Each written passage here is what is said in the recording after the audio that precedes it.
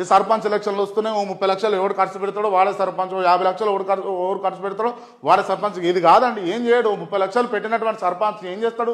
ఊరి మీద వచ్చేటటువంటి అంశాలల్లా నాకు కావాలి 60 లక్షలు కావాలి, నేను 30 లక్షలు పెట్టిన తెచ్చిన కానీ మిత్తి ఎక్కువ అవుతా ఉన్నది, 10 రూపాయలు ఇంట్రెస్ట్ తెచ్చినా అదనంగా ఎవడు ఏమంటే ఇవ్వలే అప్పుడు దబ్బునా అని చెప్పేసి వాడి గ్రామం మీద వచ్చినటువంటి ఏవైతే ఉంటాయో అవన్నీ కూడా దోసుకునే ప్రయత్నమే చేస్తాడు తప్ప వాడు ఎందుకు పెడతాడంటే ఉత్తగా ఏముండా. ప్రజలు కూడా కమర్షియల్ అయిపోయారు. దయచేసి ప్రజలు కూడా మారాలి.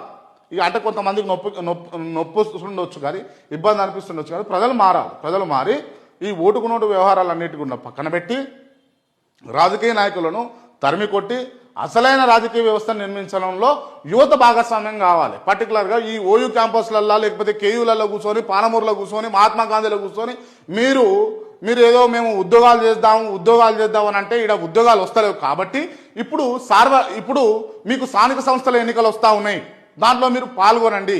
సర్పంచ్ ఎలక్షన్లు వస్తూ ఉన్నాయి, ఎంపీటీసీ వస్తూ ఉన్నాయి, జెడ్పీటీసీగా నిలబడండి, ఎంపీపీలు అవ్వండి, జెడ్పీ చైర్మన్లు అవ్వండి. అవకాశాలు ఉన్నాయి కదా.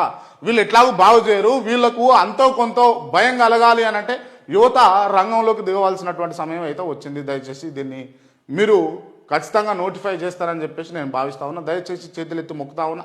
ప్రతి ఒక్కరు కూడా అవేర్నెస్ కావాల్సినటువంటి అంశం ఉంది.